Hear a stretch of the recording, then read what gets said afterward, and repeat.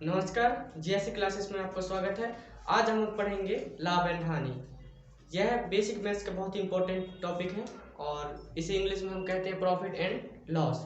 तो सबसे पहले हम समझते हैं कि इसमें आने वाले मुख्य मुख्य टर्म क्या हैं। ऐसे मुख्य मुख्य टर्म जैसे कि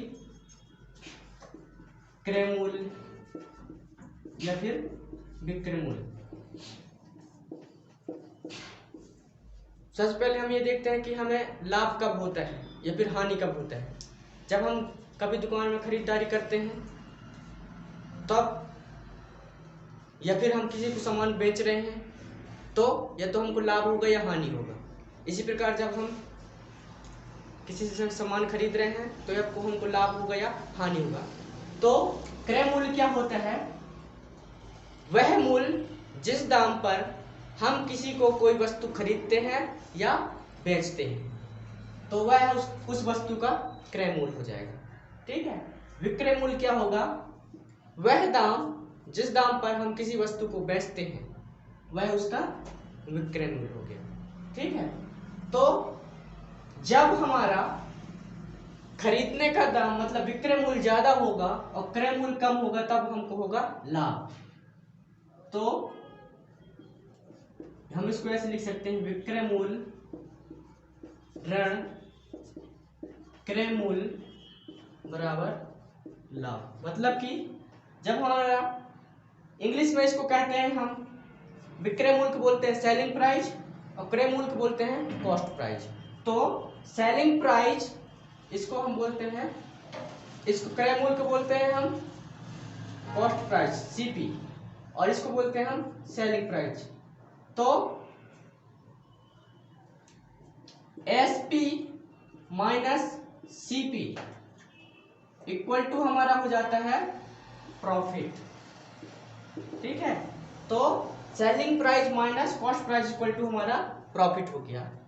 अब हम देखेंगे कि हमको हानि कब होती है। जब हमारा क्रय मूल्य ज्यादा हो,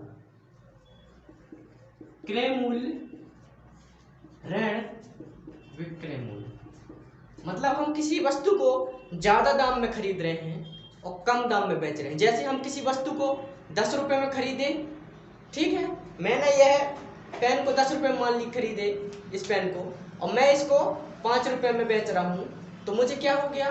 हानि हो गया। तो क्रय मूल्य ऋण विक्रय मूल्य बराबर हमारा क्या हो गया? हानि। क्रय मूल्य को हम इंग्लिश में कहते हैं कॉस्ट प्राइस मतलब सीपी। विक्रय मूल्य मतलब जिस दाम पे हम इसको बेच रहे हैं, मैंने इसको 5 रुपए में बेचा तो ये इसका क्या हो गया? Selling price. तो बराबर लॉस हो गया, मेरे क्या हो गया? लॉस। इस प्रकार से तो हमने अभी बेसिक चीजें सीखी है लाभ हानि में। क्रय मूल्य क्या होता है, विक्रय मूल्य क्या होता है और लाभ क्या होता है और हानि क्या होता है। अब इसके अलावा भी हम आगे पढ़ेंगे। अब नेक्स्ट स्टेप में हम सीखेंगे, एक प्रश्न के माध्यम से आपको समझाता हूं इसको, कि जैसे राम ने एक पेन 20 रुपए में खरीदा और उसे 25 रुपए में बेच दिया। ठीक है। अब आपको बताना है कि उसको लाभ हुआ कि हानि हुआ, और लाभ हुआ तो कितना हुआ या फिर हानि हुआ तो कितना हुआ। तो सबसे पहले हम देखते हैं कि राम ने एक पेन खरीदा। पेन खरीदा मतलब कि उसका क्रय मूल्य हो गया। तो क्रय मूल्य क्या दिया उसका? क्रय मूल्य बराबर 20, और उसे 20 रुपए में 25 रुपए में बेच दिया, तो ये क्या हो गया? उसका विक्रय मूल्य। ठीक है। अब सबसे पहले देखिए ध्यान से, इधर पे क्रय मूल्य कम है और विक्रय मूल्य ज्यादा है, इसका मतलब उसको लाभ हुआ है। क्या हुआ है? लाभ। तो कितने रुपए का लाभ हुआ है? तो लाभ हुआ है तो हम उसको निकाल सकते हैं एसपी माइनस सीपी। विक्रय मूल्य क्या है हमारा? 25, क्रय मूल्य क्या है? 20। इन दोनों को घटा देंगे तो 5 रुपए, उसको क्या हुआ है? लाभ। समझ में आया? आगे देखते हैं। अब एक नेक्स्ट एग्जांपल से आपको समझाता हूं कि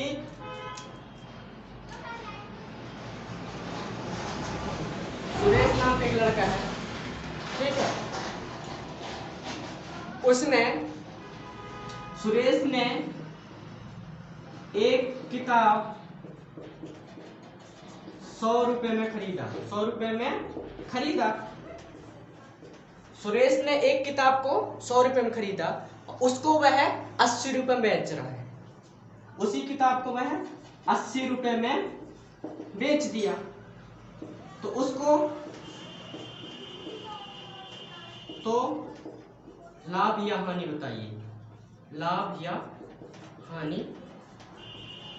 बताइए। तो हमको सबसे पहले ये देखना है कि उसको लाभ हुआ है कि हानि हुआ है।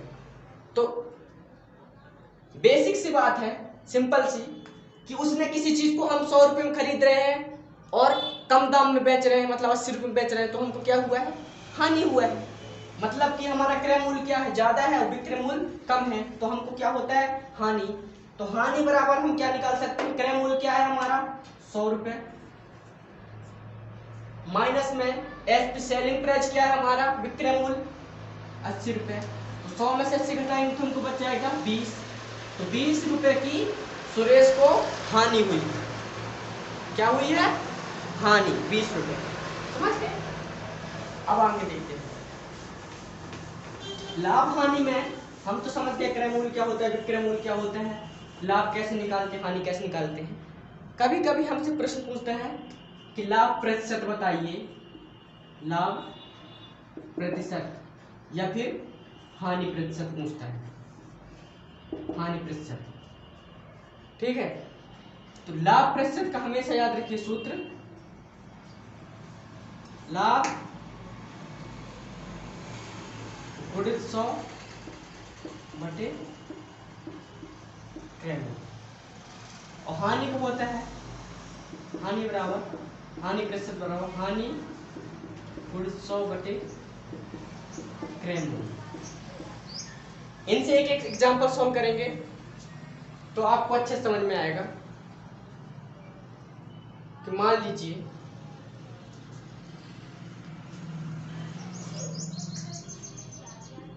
एक प्रश्न, उदाहरण, रेखा ने एक घड़ी 80 रुपए में खरीदी।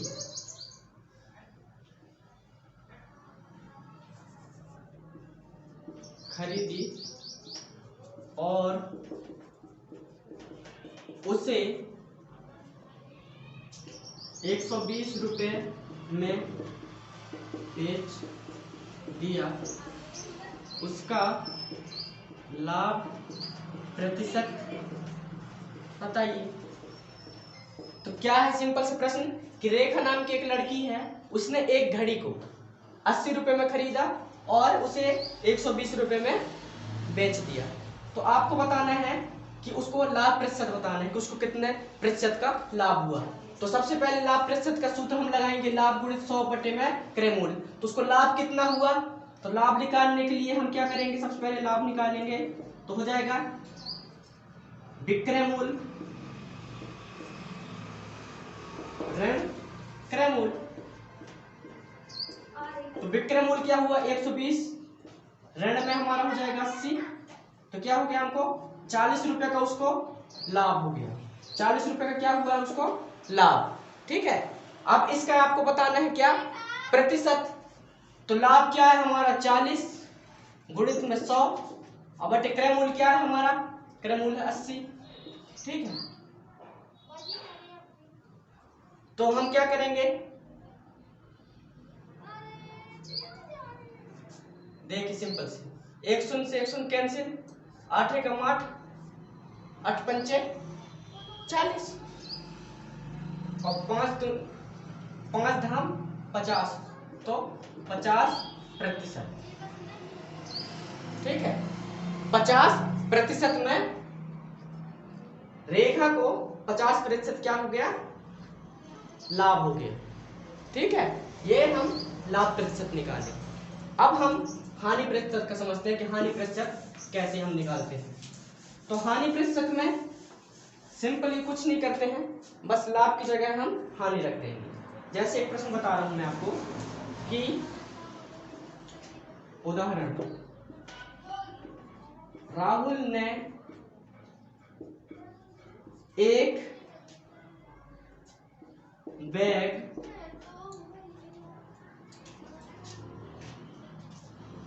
₹120 में खरीदा और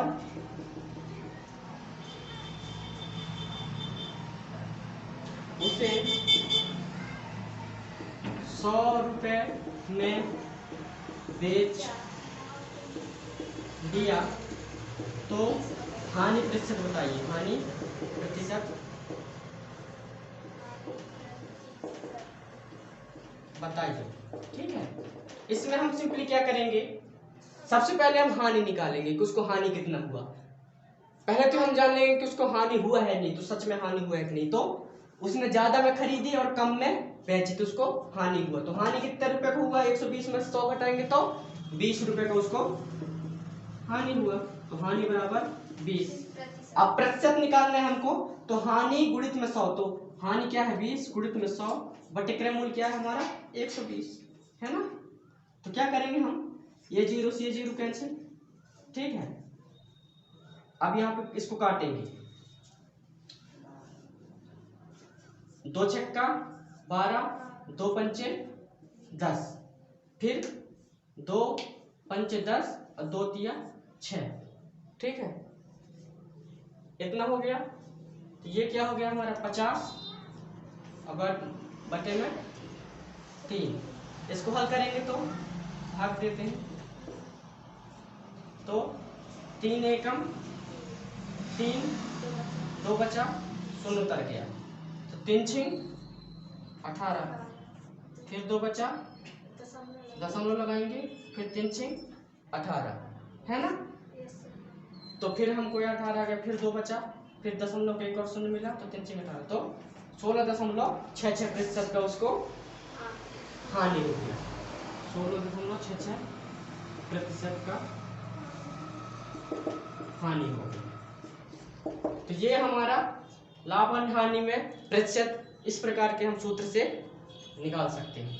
ठीक है, सिंपली क्या करना है, लाभ प्रतिशत यदि निकालना है तो लाभ गुणित में 100 बटे में क्रय मूल्य, यदि हानि प्रतिशत निकालना है तो हानि गुणित में 100 बटे में क्रय मूल्य।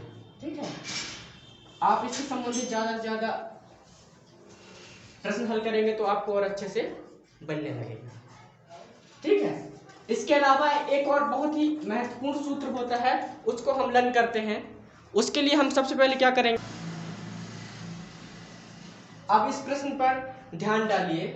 इस प्रकार के प्रश्न बहुत ज्यादा पूछता है और इस प्रकार के प्रश्नों को हल करने के लिए हमें सिंपली प्रश्न को बहुत अच्छे तरीके से समझना पड़ता है और अपने आप हमें सॉल्व हो जाएगा। बस आपको प्रश्न को समझना है क्या बोल रहा है, फिर हम आसानी से उसको हल करेंगे। जैसे देखिए क्या कह रहा है, किसी वस्तु को 320 रुपए बेचने पर 20% की हानि होती है। 320 रुपए में बेचने पर 20% की हानि होती है। उसे कितने में बेचा जाए कि उसे 25% का लाभ हो। तो सबसे पहले तो आप हमेशा याद रखिए कि किसी वस्तु का क्रय मूल्य बराबर उस वस्तु का 100% होता है। ठीक है, किसी वस्तु का क्रय मूल्य बराबर होता है 100%। अब ये क्या कह रहा है कि किसी वस्तु को 320 रुपए में बेचने पर, 320 रुपए में बेचने पर उसको क्या हो रहा है, 20% की हानि हो रही है, 20% की हानि हो रही है। अब यहाँ पे एकदम गौर कीजिए कि उसको 20% की हानि हो रही है, मतलब कि 100 में से 20%, 100% में से 20% को हम घटा देंगे। 100 में से हम 20% घटाए मतलब 80% बराबर 320 रुपए। ठीक है, तो 80% बराबर 320 रुपए। ठीक है, इतना समझ में आया। क्यों मैं 80% कहाँ से आ गया? क्रय मूल्य उस किसी चीज का होता है 100%, 20% की हानि बेचा है, मतलब कि 100 में से हम घटाएंगे 20 को, तो 80% बराबर क्या दिया है? 320 रुपए। अब हमको कह रहा है उसे कितने में बेचा जाए ताकि उसे 125% उसे 25% का लाभ हो। 25% का लाभ हो मतलब कि 100% धन 25% बराबर 125% हो जाए। तो 80% की वैल्यू हमको दी हुई है 320 रुपए और हमें निकालना है 125% की वैल्यू।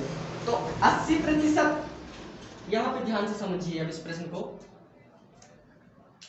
को ध्यान से समझिए। यहां पे मैं ऊपर करे दे रहा हूं यहां पे, ठीक है। तो 80% बराबर 320 रुपए, ठीक है।